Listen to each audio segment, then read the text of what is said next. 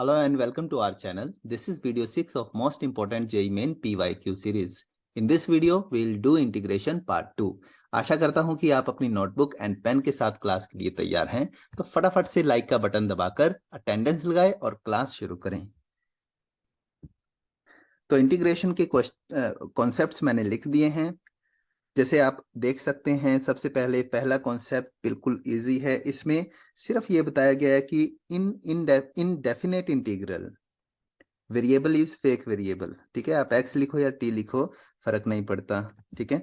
Point number 2, अगर integral की limits reverse हो जाएं तो वो नेगेटिव हो जाता है, मतलब a to b is negative of b to a integral of same function.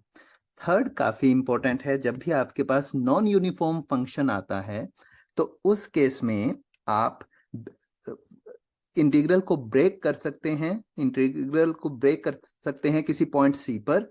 जैसे आप देख सकते हैं a to b fx dx is equals to a to c plus c to b, a to c plus c to b। जैसे modulus है, GIF है, signum function है, ठीक है, फ्रैक्शनल पार्ट फंक्शन है, ये सभी फंक्शंस आप ऐसे हैंडल कर सकते हैं ब्रेक करके। जहां भी दिक्कत आती है वहां ब्रेक कर दीजिए। फोर्थ काफी इंपॉर्टेंट प्रॉपर्टी है ये ओड इवन। जब भी आपके पास एक फंक्शन आए, ठीक है, जो -a to a, जिसमें -a to a उस फंक्शन का इंटीग्रल -a to a पूछा गया हो, तो आप सबसे पहले चेक करें कि कहीं फंक्शन ओड या इवन तो नहीं है।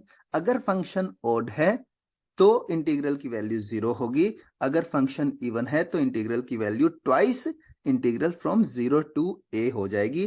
कई बार ऐसा होता है कि इंटीग्रल पूछा जाता है, एग्जाम्पल के साथ बता रहा हूं, -3 to 2, ठीक है, और फंक्शन होता है ओड।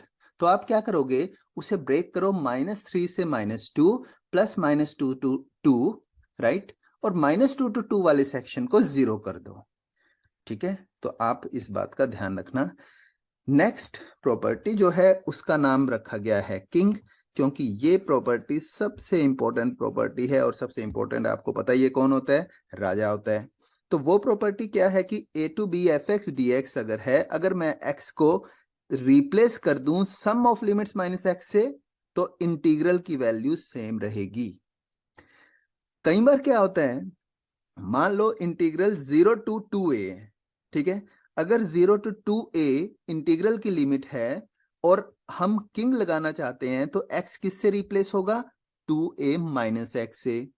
लेकिन किंग लगाने पर एक्सप्रेशन चेंज ना हो, अगर किंग लगाने पर एक्सप्रेशन चेंज ना हो, यानी कि ये देखो ये प्रॉपर्टी लग गई, तो हम लिखेंगे integral, this integral is equals to twice 0 to a fx। हम ऐसे याद रखेंगे इसे कि जब किंग लगाने पर बात ना बने, किंग लगाने पर चीजें चेंज ना हो, तो कौन हेल्प करेगा, हमारी क्वीन हेल्प करेगी, राइट, क्वीन हेल्प करेगी, और क्वीन के अकॉर्डिंग ये हो जाएगा ट्वाइस इंटीग्रल 0 to a। ये याद रखने का वे है। मतलब क्या है क्वीन का, मतलब इस प्रॉपर्टी नंबर 6 का मतलब क्या है, मान लो आपके पास एक फंक्शन है, ठीक है, वो सिमेट्रिक है, कहां से कहां तक, सिमेट्रिक है x इक्वल्स टू a के अबाउट,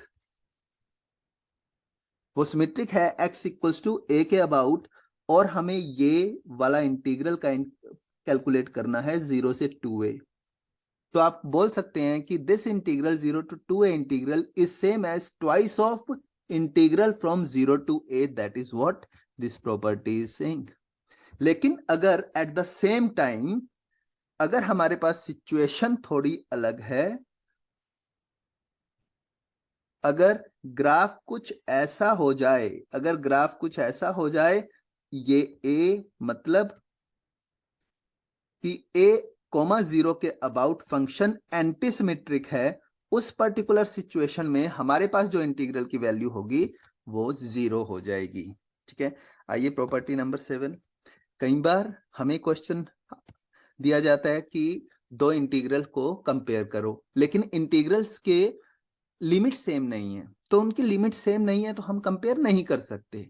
तो क्या करेंगे, या तो किसी सब्स्टिट्यूशन की हेल्प से आप लिमिट्स को सेम बनाएं, और अगर कोई सब्स्टिट्यूशन ऐसी माइंड में नहीं आ रही है तो ये प्रॉपर्टी नंबर 7 लगा दें। इसमें क्या होगा कि कोई भी लिमिट 0 से 1 में कन्वर्ट हो जाएगी, यानी कि दोनों इंटीग्रल की जो लिमिट है 0 से 1 में कंपेयर करो और दोनों इंटीग्रल्स को आप कंपेयर कर लो। तो ये इस प्रॉपर्टी की विशेषता है, खासियत है। ठीक है, जब भी आपको 0 से 1 चाहिए तो आप प्रॉपर्टी नंबर 7 लगाएं। ठीक है, next some properties on periodic functions. अब देखो, अगर फंक्शन हमारे पास पीरियोडिक है, राइट, हमें इंटीग्रल चाहिए कहां से कहां के बीच में, हमें इंटीग्रल चाहिए 0 से n t के बीच में एफ टी डी टी। तो उसे डायरेक्ट लिख सकते हैं n times 0 to t F X D X, n integer होना चाहिए, ये बात ध्यान रखना। आप ये बात इस एग्जाम्पल से समझ सकते हैं। जैसे ये देखो, ये मान लो हमारे पास फंक्शन है, क्या ये पीरियोडिक फंक्शन है? बिल्कुल है। ठीक है, और इसका पीरियड मान लो t है, इसका पीरियड मान लो t है। तो आप बताओ कि 0 से n t, 0 से 3t तक क्या हम डायरेक्ट लिख दें integral from 0 to 3t of function, इसे 0 to t 3 times 0 to t F X, क्या ऐसा लिखा जा सकता है? बिल्कुल। ऐसा क्यों? क्योंकि सेम एरिया 3 बार रिपीट हो रहा है। और यही प्रॉपर्टी, ऑलमोस्ट यही प्रॉपर्टी सेकंड भी है। सेकंड प्रॉपर्टी में क्या खासियत है कि 0 से एम टी की जगह बीच में कहीं t2 3t, इस टाइप का की सिचुएशन है प्रॉपर्टी नंबर 2 में। तो बीच में अगर हम t से 3t के बीच में देखते हैं तो ये वाला एरिया 2 बार काउंट हो रहा है, राइट। तो अगर हम mt से nt के बीच में देखेंगे तो area n minus m times count होगा। ध्यान रखना, m एंड n दोनों इंटीजर होने चाहिए, times 0 to t f t, right. Third property m t plus a n t plus a, दोनों ये a हैं, राइट। सॉरी, ये दोनों a नहीं है, इसमें दोनों ये m होने चाहिए, प्लीज करेक्ट करें, और ये b है। ठीक है, तो इसका ये मतलब हुआ कि अगर हमारे पास कहीं फंक्शन है, जैसे उसी एग्जाम्पल पे आ जाओ, 3t प्लस ए से लेकर 3t plus B, 3t plus ए से लेकर 3t प्लस बी के बीच का अगर एरिया चाहिए तो वो तो इक्वल है ए से बी के बीच का एरिया। ठीक है, तो आप अप्लाई लगा कर सकते हैं। तो आपको ध्यान रखना है, फंक्शन जब भी आए ऑब्जर्व करना है आपको कि क्या ये पीरियोडिक है या नहीं, और वो इजिली ऑब्जर्व हो जाता है। फ्रैक्शनल पार्ट हो, ट्रिग्नोमेट्रिक फंक्शन हो, ई पावर ट्रिग्नोमेट्रिक फंक्शन हो, ठीक है, तो आपको ऑब्जर्व करना है। अगर वो पीरियोडिक है तो इन तीनों में से कोई प्रॉपर्टी लगेगी ही। चलो नेक्स्ट आ जाओ। अब स्टैंडर्ड इंटीग्रल है कुछ, I 0 to pi by 4 ln 1 plus 10x dx pi by 8। रट लो, ये आपको याद रखना है क्योंकि ये फ्रीक्वेंटली यूज होता है, तो बार बार कैलकुलेट करने से बढ़िया है आप याद ही कर लो। और दूसरा, ये वाला जो इंटीग्रल है 0 से पाई बाय 2, 0 से पाई बाय 2, 0 से पाई by 2 ln sin x dx, ln cos x dx, ln sin 2x dx।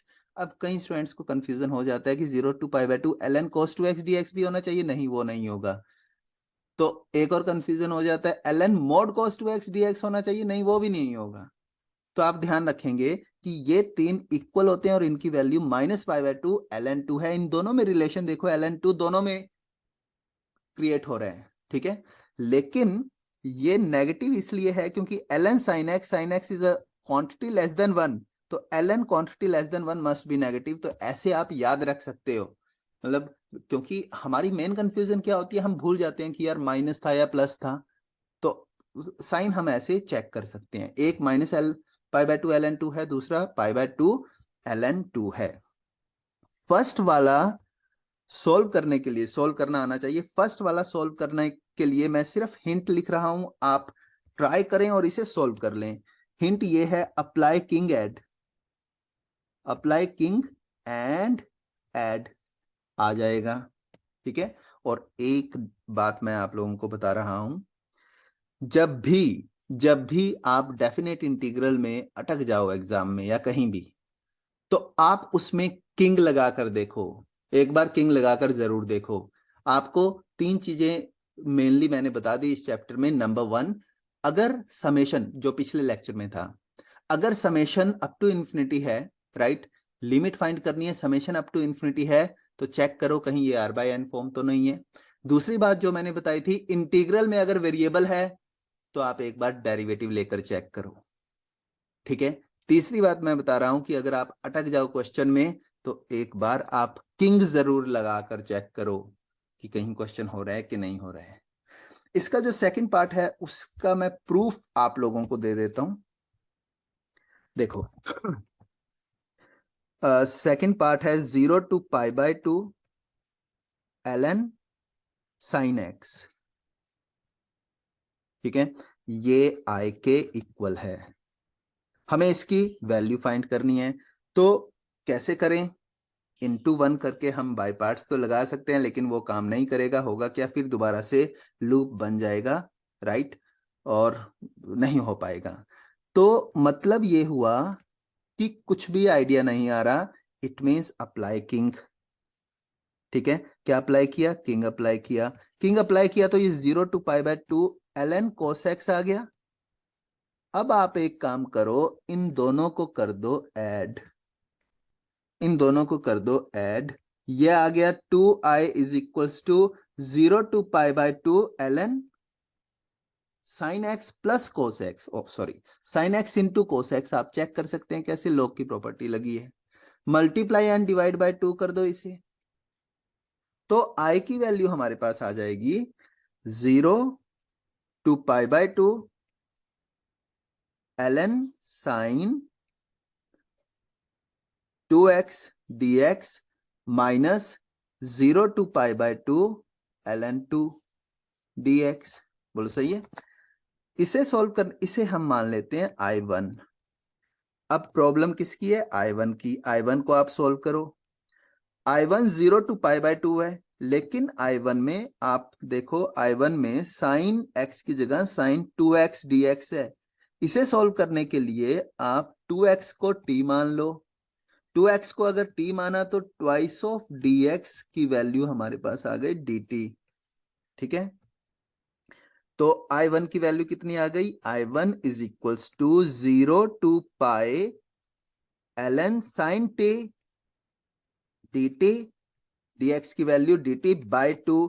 But sine x sine t is symmetric about π/2, या फिर ऐसे कर सकते हैं कि हम तो दोबारा से फिर वहीं आ गए, फिर वहीं आ गए तो फिर से एक बार अप्लाई किंग कर दो, ठीक है। फिर से अप्लाई किंग किया तो हमारे पास जो इंटीग्रल है वो आएगा, वो अप्लाई किंग करने पर ln पाई माइनस टी।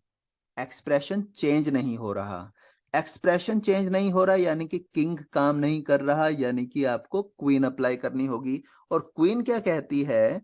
वो कहती है कि double the integral and half the limit. यही है ना क्वीन प्रॉपर्टी, आप चेक करो, यही तो है। Double the integral and half the limit, ये दोनों कैंसिल, तो ये आई के इक्वल आ गया। तो I1 आई के इक्वल आ गया, इसे आप नाम दो स्टार का, राइट, और ये जो था इसे आप नाम दे दो स्माइली। स्माइली और स्टार जैसे यूज करेंगे आपके पास रिजल्ट आ जाएगा। तो क्वीन कैसे ध्यान रखना है कि अगर किंग लगाने पर एक्सप्रेशन चेंज ना हो तो क्वीन लगाओ। और क्वीन का रिजल्ट क्या है? Double the integral half the limit. क्या है? Double the integral half the limit. तो नेक्स्ट प्रॉपर्टी है integral of inverse of a function.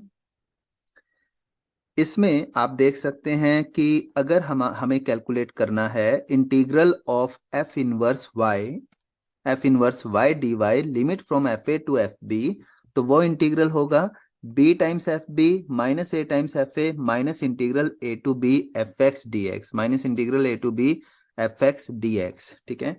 अगर आप चाहते हैं कि इसका प्रूफ एक बार देख लें, क्योंकि प्रूफ क्यों मैं बता रहा हूं, फॉर्मूला ठीक है, आप याद कर लो, फॉर्मूला सोल्व हो जाएगा क्वेश्चन डायरेक्टली, लेकिन प्रूफ का मतलब ये हुआ कि आप क्वेश्चन उस वे से सोल्व कर सकते हो। इनकेस आपको ना याद रहे तो आप डायरेक्ट वो वाला कॉन्सेप्ट लगाओगे, बहुत ज्यादा फर्क नहीं पड़ेगा। ऐसा नहीं है कि जो प्रॉपर वे है उससे बहुत ज्यादा टाइम लगेगा, ठीक है, उससे भी आप इजीली सोल्व कर सकते हो। देखो, जब भी इनवर्स का इंटीग्रल आपको फाइंड करना होता है तो आप स्टार्ट करें y equals to F X. कई बार यहाँ F inverse X D X दिया होता है, राइट, लेकिन इनवर्स का जो वेरिएबल है वो आप लेने की कोशिश करें y। तो F inverse X D X अगर दिया हुआ है तो आदत बनाएं उसे F inverse y D Y लिखने की। y अगर एफ एक्स है तो इसका मतलब एफ इनवर्स y कितना हो गया, एफ इनवर्स y हमारे पास आ गया x, ठीक है। dy किसके बराबर हो जाएगा, dy हो जाएगा F dash x D x. अब देखो हम कर क्या रहे हैं, हमें इंटीग्रल चाहिए, ये वाला जो एक्सप्रेशन है इसका हम इंटीग्रल कैलकुलेट कर रहे हैं। अब इसका अगर हमें इंटीग्रल कैलकुलेट करना है तो सब्स्टिट्यूशन करें, y को क्या पुट करें, एफ एक्स। y को एफ एक्स अगर पुट किया तो जब y एफ एक्स के इक्वल है, जब y एफ एक्स के इक्वल है, आप इंटीग्रल में देखें y की limits F A to F B है, ठीक है। जब y एफ ए है तो x क्या है, a। जब y एफ बी है तो x क्या है, b। एफ इनवर्स y किसके इक्वल है, x। dy किसके इक्वल है, F dash x D x. और याद करो ये क्लासिक इंटीग्रल का पार्ट है, या फिर एक काम करते हैं, इसे आप लिख सकते हैं, जो x है इसे मान लो आप फर्स्ट फंक्शन, f डैश को मान लो सेकंड फंक्शन। तो आप बाय पार्ट्स लगाओ, बाय पार्ट्स जब आप लगाओगे तो ये एक्सप्रेशन आपके पास आ जाएगा, first function as it is integral of second function, integral of second function, आगे minus integral A to b, integral A to b first function का derivative that is 1 and integral of second function. अब आप इसमें limit put कर दो पहले वाले section में, तो जो हमें प्रूव करना था वो हो गया। लेकिन अगर आप फॉर्मूला लगाने चाहते हो तो डायरेक्ट फॉर्मूला लगा सकते हो, b times F B minus A times F A minus A to B F X D X, ठीक है। तो देखो ये जो क्वेश्चन है इसे अगर हम सॉल्व करना चाह रहे हैं, इसे अगर आप सॉल्व करना चाह रहे हैं तो आप क्या करोगे, 0 to 2 root 1 plus X cube D X plus 0 to 2 cube root X square plus 2x dx। यहां स्क्वायर रूट ऑफ क्यूब है, next cube root of square है, तो एक बात क्लियर है कि दोनों एक दूसरे के इनवर्स हो सकते हैं। लेकिन दिक्कत क्या है, आप चेक करो, अगर आप y इज इक्वल्स टू इसे फंक्शन मान के चलते हो तो क्या सेकंड वाला इसका इनवर्स है, इनवर्स फाइंड करोगे, नहीं। आप चेक कर सकते हो, क्यों, क्योंकि इनवर्स हमारे पास आ जाएगा X cube is equals to Y square minus 1, तो x की वैल्यू आ गई Y square minus 1 whole power 1/3। तो क्लियर हो गया कि सेकंड वाला फंक्शन इनवर्स नहीं है। पर एक्स स्क्वायर प्लस 2x को देखकर क्या परफेक्ट स्क्वायर की बू आ रही है, आपको खुशबू आ रही है परफेक्ट स्क्वायर की, चेक करो, हाँ आ रही है। तो क्या हम इसे cube root of x plus 1 whole square minus 1 लिख सकते हैं, बिल्कुल लिख सकते हैं। अब आप x प्लस 1 को y मान लो, x प्लस 1 को अगर y माना तो जब x 0 है तो y 1 है, जब x 1 y माना तो जब x की वैल्यू 0 है, जब x की वैल्यू 0 है तो y की वैल्यू हमारे पास 1 आ जाएगी, राइट। और जब x की वैल्यू, सेकंड लिमिट कहां से कहां तक होगी, जब x की वैल्यू 2 है तो y की वैल्यू आ जाएगी 3, और ये होगा cube root of Y square minus 1 dx। ये वाला एक्सप्रेशन और ये वाला एक्सप्रेशन, क्या ये दोनों एक दूसरे के, क्या ये दोनों एक दूसरे के इनवर्स हैं, ये फंक्शन इसका इनवर्स है, बिल्कुल है। तो आंसर क्या होना चाहिए, क्योंकि आप फॉर्मूले में देखो, फॉर्मूले में ये कह रहे हैं कि integral F A to F B F inverse Y D Y plus, अगर ये इधर आया तो plus integral A to B F X D X is equals to upper limit का प्रोडक्ट माइनस लोअर लिमिट का प्रोडक्ट, अपर लिमिट का product minus lower limit का product, यानी कि 3 into 6, 6 should be your answer, right. चलो अब next question, आप इसे ध्यान से समझे, और अगर आप इसे सोल्व करना चाहते हैं जो प्रोसीजर मैंने यहां बताया था आप उससे भी कर सकते हैं। Next question, determination of function, ये काफी इंपॉर्टेंट है मेंस के लिए भी एडवांस के लिए भी। पहचान, डिटर्मिनेशन मीन्स आपको बताना है कि फंक्शन क्या होगा। और यहां पर आप देखो इंटीग्रल की लिमिट्स तो कांस्टेंट है लेकिन वेरिएबल अंदर है। अगर आप किसी, कई बार ऐसा होता है कि एक्स वाई को टी पुट कर लो, मतलब जो अंदर वेरिएबल होता है ना, इंटीग्रल का वेरिएबल तो वाई है, इंटीग्रल करने के बाद वाई तो खत्म हो जाएगा पर एक्स स्टिल बी देयर। कई बार ऐसा होता है कि कुछ सब्स्टिट्यूशन के बाद एक्स एलिमिनेट किया जा सकता है पर ऐसा नहीं है इसमें, इस क्वेश्चन में ऐसा नहीं है, तो सब्स्टिट्यूशन काम में नहीं आएगा। इस टाइप के क्वेश्चन में आप सबसे पहले क्या करेंगे, एक्स जो है, एक्स इस इंटीग्रल के लिए, जो इंटीग्रल गिवन है एक्स उस इंटीग्रल के लिए कांस्टेंट है, तो आप इस इंटीग्रल को ऐसे लिख सकते हैं X times 0 to 1 Y square F Y D Y plus X square 0 to 1 Y F Y D Y. आप ऐसे लिख सकते हैं, ठीक है। अब ऐसा लिखने के बाद हमें पता है कि कोई भी फंक्शन हो, कोई भी फंक्शन हो एफ एक्स, ये वाला जो एक्सप्रेशन है ये एक कांस्टेंट ही आएगा बाद में, क्योंकि हमें लिमिट पुट करनी होगी 0 and 1। ऐसे ही ये भी कांस्टेंट आएगा। पहले कांस्टेंट को नाम दे दो ए, दूसरे कांस्टेंट को नाम दे दो बी। इसका ये मतलब हुआ कि जो हमारे पास फंक्शन आ गया, इसका ये मतलब हुआ कि जो हमारे पास फंक्शन आया है वो है X is F X is equals to X plus A times X plus b times x square, where a is equals to 0 to 1 y square fy, and what is fy? y plus ay plus by square dy. This is value of a। इससे क्या होगा, क्योंकि integral है, पूरा का पूरा expression integral के अंदर प्योरली y में कन्वर्ट हो गया, तो अब आप इसे इंटीग्रेट करें, ये आ जाएगा Y cube Y power 4/4 plus A Y power 4/4 plus B Y power 5/5 0 to 1। तो यहां से हमारे पास एक इक्वेशन आ गई, a is equals to 1/4 plus a/4 plus b/5। तो इक्वेशन हमारे पास आई 3/4a minus b/5। This is linear equation in terms of a and b। इसे मान लेते हैं इक्वेशन नंबर 1। जब आप b की वैल्यू सोल्व करेंगे, जब आप b के लिए सेम प्रोसीजर अप्लाई करेंगे, b is equals to 0 to 1 y, f y की वैल्यू किसके इक्वल है, y प्लस ए y plus B y square के इक्वल है, ठीक है। तो जब आप इसे सिंप्लीफाई करेंगे तो आपके पास एक और इक्वेशन आ जाएगी। Simplify this, you will get one more equation. That equation is b is equals to 1 by, calculation please आप लोग चेक करें, 1/3 plus a/3 plus b/4। This is second equation which is linear in terms of a and b.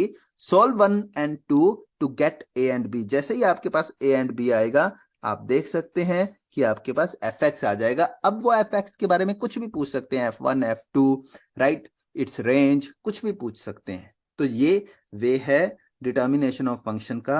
आपकी practice के लिए ये एक question है और एक क्वेश्चन मैं टेस्ट में भी डाल दूंगा इसी कॉन्सेप्ट का, ताकि आपका ये कॉन्सेप्ट मजबूत हो जाए, ठीक है। आ जाओ अब नेक्स्ट क्वेश्चन पे, ठीक है। एस्टिमेशन हमें सीखना है इस क्वेश्चन की हेल्प से, जेईई एडवांस 2022। इस क्वेश्चन में एस्टिमेशन का ऑलमोस्ट हर चीज यूज हो रही है। देखो, सबसे पहले आप ये चेक करो कि हमारे पास हमें पूछ क्या रहे हैं, S is area of region enclosed by y is equals to e power minus x square y0 x0 x1, right. Function e power minus x square है जिसका इंटीग्रल आप नहीं कर पाओगे, ओके। अब क्या हमें इसका ग्राफ पता है? बिल्कुल पता है। एस्टिमेशन में मैं क्या बताना चाह रहा हूं, एस्टिमेशन में कोई भी हार्ड एंड फास्ट रूल हमारे पास नहीं होता। हमें क्वेश्चन के अकॉर्डिंग चेक करना होता है कि क्या यूज करें। कई बार हमें ग्राफ यूज करना पड़ता है, कई बार हमें फंक्शन को कंपेयर करना होता है, राइट। कई बार ग्राफ यूज करके बीच में से ग्राफ का पार्टीशन करना होता है।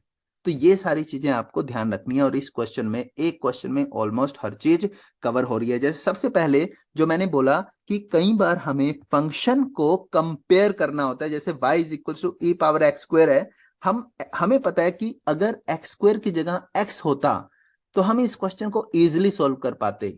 क्या हम एक्स स्क्वायर को x से कंपेयर कर सकते हैं जब x की वैल्यू 0 से 1 के बीच में हो? जब x की वैल्यू 0 से 1 के बीच में हो, हाँ बिल्कुल। 0 से 1 के बीच में एक्स स्क्वायर x से छोटा होगा, यानी कि जो माइनस एक्स स्क्वायर है 0 से 1 के बीच में, जो माइनस एक्स स्क्वायर है 0 से 1 के बीच में, वो माइनस एक्स से बड़ा होगा। और ई पावर इट मीन्स हमारे पास ये रिलेशन आ गया, ई पावर माइनस एक्स स्क्वायर बड़ा होगा ई पावर माइनस एक्स से। इंटीग्रल ले लें दोनों का 0 से 1 के बीच में। इंटीग्रल जब लिया तो integral of e power minus x is equals to minus e power minus x 0 to 1, ये वैल्यू आ जाएगी minus e power minus 1 minus minus plus 1, यानी कि 1 minus 1 by e. It means जो इंटीग्रल गिवन है उसकी वैल्यू 1 माइनस 1 बाय ई से क्या होगी? बड़ी होगी। ग्रेटर या greater than equals to, right. जैसे हम 3 greater than equals to, this is true because इस meaning of sign greater than equals to is greater और इक्वल, राइट। तो बी ऑप्शन हमारे पास आ गया, यानी कि कंपैरिजन वाला कॉन्सेप्ट हम लोगों ने सीख लिया। ग्राफ वाला कॉन्सेप्ट, उसके लिए हमें ग्राफ ड्रॉ करना होगा। तो ग्राफ सबसे पहले ड्रॉ करते हैं,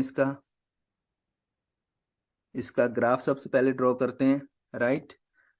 ग्राफ ड्रॉ करने के लिए आप देखो इसकी वैल्यू 0 पे कितनी आ रही है? 1।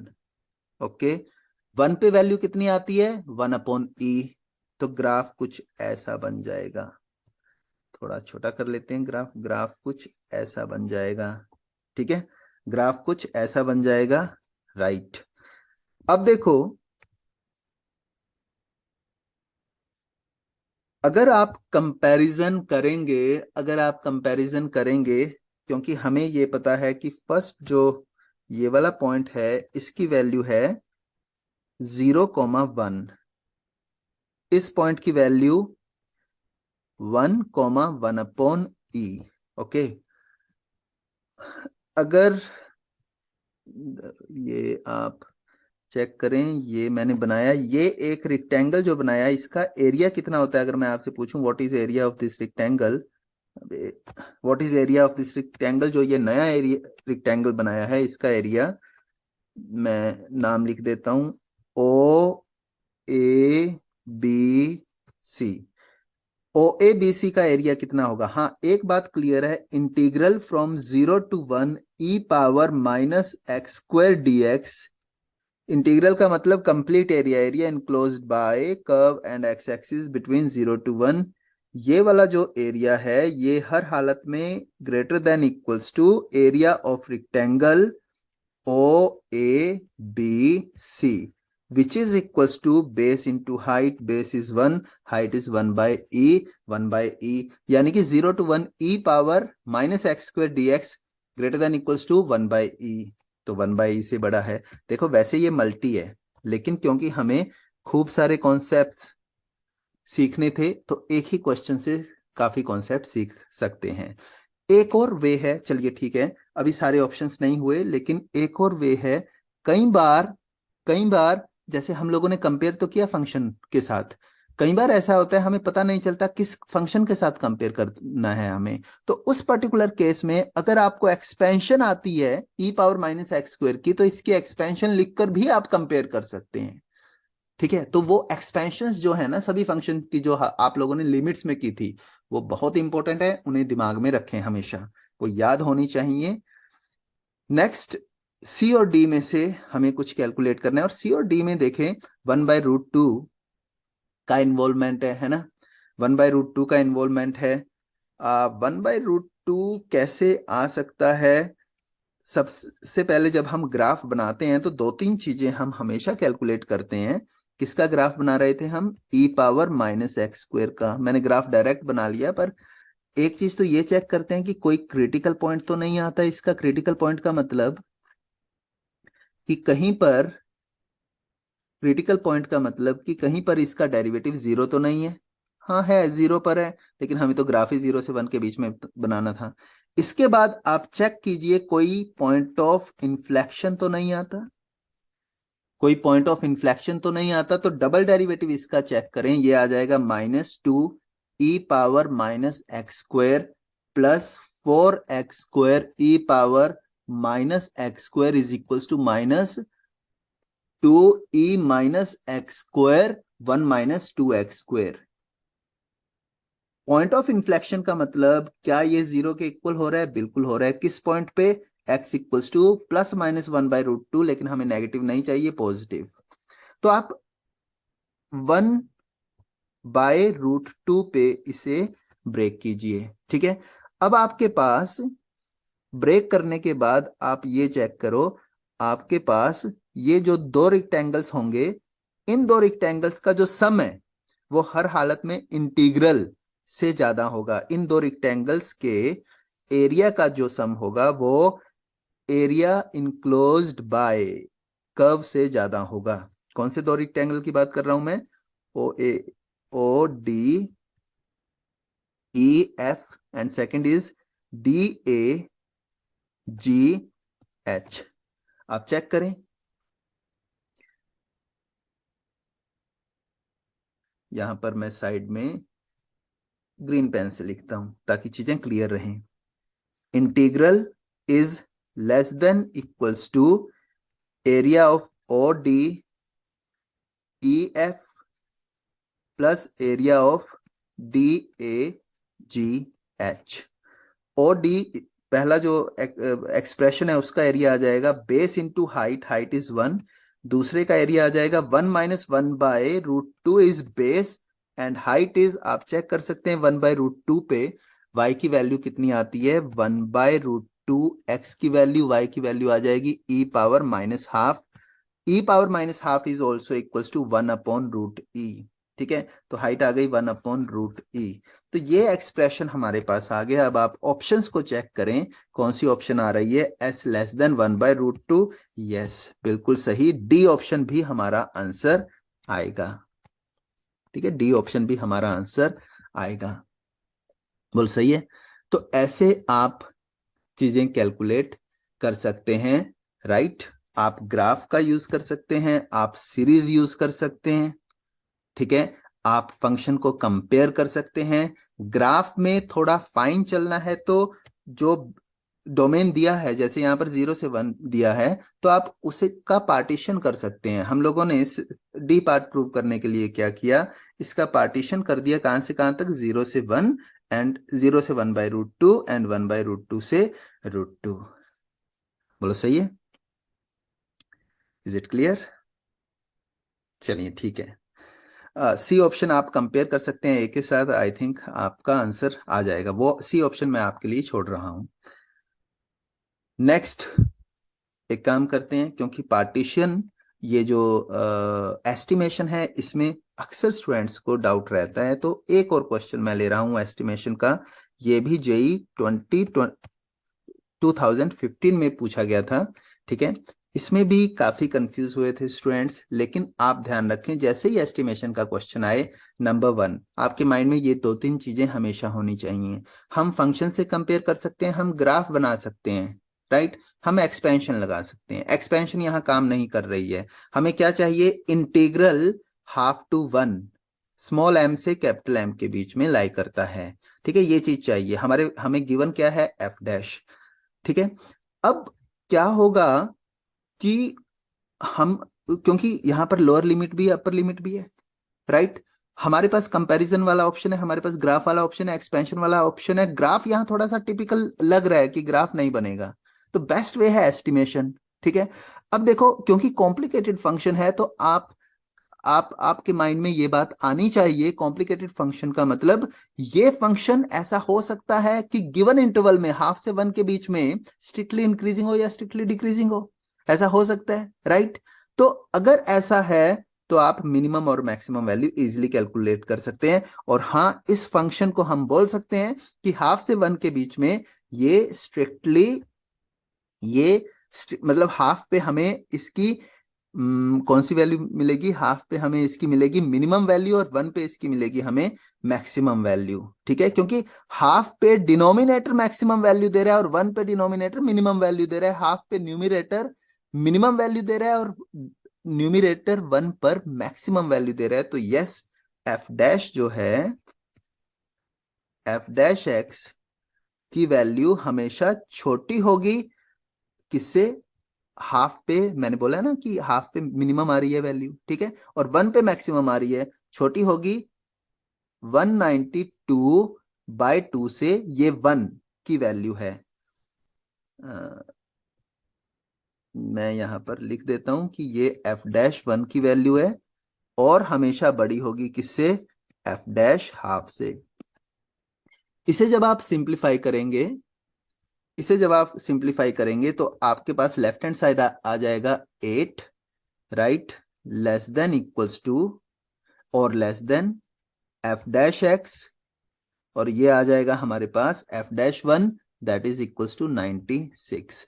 इंटीग्रल लगा दो, कहां से कहां तक इंटीग्रल लगेगा? ये लग गया हमारा इंटीग्रल हाफ टू एक्स। यहां गलती मत करना, हाफ टू 1 इंटीग्रल मत ले लेना। क्यों हाफ टू एक्स? क्योंकि हमें तो इंटीग्रल ऑफ एफ एक्स चाहिए। जब तक हमारे पास एफ एक्स नहीं आएगा तब तक हम लिमिट हाफ टू 1 नहीं ले सकते। हाफ से एक्स लेने पर फायदा क्या होगा? जब आप इंटीग्रल लेंगे तो आपके पास एफ एक्स आ जाएगा। तो देखो, फर्स्ट टर्म आ गई हमारे पास 8 वेरिएबल 8x, इंटीग्रल के बाद हमारे पास ये आ जाएगा half to x variable. Please आप देख लें, मतलब F X minus F half, ये लिमिट अप्लाई कर दी, ये आ जाएगा 96, right, x minus 48, 96x minus 48, इसे भी आप डायरेक्ट लिख लें। ये भी आपके पास आ जाएगा 8x minus 4, 8x minus 4, right. अब एफ हाफ की वैल्यू 0। जैसे ही कोई गिवन एक्सप्रेशन यूज होता है, जैसे ही कोई गिवन क्वांटिटी यूज होती है, कॉन्फिडेंस आ जाना चाहिए। क्यों? क्योंकि अगर गिवन एक्सप्रेशन यूज हो रहा है, गिवन कंडीशन यूज हो रही है, इसका मतलब हम सही डायरेक्शन में जा रहे हैं। अब आपको क्या करना होगा? एफ हाफ तो 0 है, ठीक है, हमें तो इंटीग्रल चाहिए किसका? एफ एक्स का। कहां से कहां के बीच में? हमें चाहिए ये हाफ से 1 के बीच में। तो आप, क्योंकि इंटीग्रल रिटेन करता है इनइक्वालिटी में, अगर हम इंटीग्रल लेते हैं lower limit to upper limit में, तो इनइक्वालिटी में इंटीग्रल रिटेन करेगा, यानी कि इनइक्वालिटी सेम रहेगी। अब आप सोल्व करो इसे, 8x² 2 that is 4x² minus 4, limit is half to 1, ये चाहिए हमें। 96x² 2 48x² minus 48x, limit is from where to where? Half to 1। 1 put करने पर हमारे पास 0 आता है, हाफ पुट करने पर हमारे पास कितना आ जाएगा? हाफ पुट करने पर हमारे पास आएगा ये 1 minus 4 with negative sign, right. तो हाफ पुट 1 पुट किया तो 4 minus 4 that is 0, half put किया तो ये 4x है। अब ध्यान दें, इसे नेगेटिव ऑफ कैलकुलेशन पूरी करनी पड़ेगी। सबसे पहले 1 पुट किया तो 0, माइनस हाफ अगर पुट करते हैं तो ये आ जाएगा हमारे पास 1 माइनस 2, ठीक है। आप इसे भी सिंप्लीफाई करें, इसे भी सिंप्लीफाई करें, ये 1 आ गया और इसे सिंप्लीफाई करके आपके पास वैल्यू आ जाएगी 12। तो आप ऑप्शन चेक करें, कोई ऑप्शन सेटिस्फाई हो रही है? यस। कौन सी ऑप्शन? D option. तो आप ध्यान रखें, जब आपको पता चल जाए कि फंक्शन इंक्रीजिंग या डिक्रीजिंग है तो मिनिमम वैल्यू से मैक्सिमम वैल्यू तक उठाएं और इंटीग्रल ले लें, ठीक है। यहां पर हमें 2 बार इंटीग्रल लेना पड़ रहा है, लेकिन जेई मेन में एक बार इंटीग्रल लिया जा सकता है। पर एक और बात, आजकल जेई मेन में लेंथी क्वेश्चन आ रहे हैं, तो हाँ, 2 बार इंटीग्रल वाला क्वेश्चन भी आ सकता है, आप ध्यान रखें। चलिए नेक्स्ट क्वेश्चन पे आ जाइए। अब नेक्स्ट क्वेश्चन है विच ऑफ द फॉलोइंग, ये मैं आपको सेल्फ खुद सोल्व करने के लिए छोड़ रहा हूं। यहां पर ग्राफ भी आप बना सकते हैं। दूसरा जो फीलिंग है, देखो कोस है साइन है, कोस है साइन है, राइट। हमें कोस की एक्सपेंशन पता है, हमें साइन की एक्सपेंशन पता है। ओके, तो आप एक्सपेंशन से, क्योंकि जैसे ही आप एक्सपेंशन लगाएंगे कोस एक्स को जब आप लिखेंगे 1 - x² by 2 factorial, right, plus something. हम ये बोल सकते हैं कि कोसेक्स की वैल्यू हमेशा 1 से छोटी होगी। ओके, कोसेक्स की वैल्यू हमेशा 1 से छोटी होगी एंड कोसेक्स की वैल्यू हमेशा छोटी या बराबर होगी। कोसेक्स की वैल्यू हमेशा 1 - x² बाय 2 फैक्टोरियल से बड़ी या बराबर होगी। ऐसा क्यों? क्योंकि आप देख सकते हैं कि 1 - x² बाय 2 फैक्टोरियल में कुछ ऐड हो रहा है, कुछ ऐड हो रहा है। आप कहोगे सर माइनस भी तो हो रहा है। मैं ये कह रहा हूं x² x4/4 factorial x6/6 factorial, ये क्वांटिटी पॉजिटिव है। ऐसे ही अगली दो जो टर्म्स होंगी वो पॉजिटिव होंगी, तो इसलिए हम कह सकते हैं कि वो कुछ ऐड ही हो रहा है।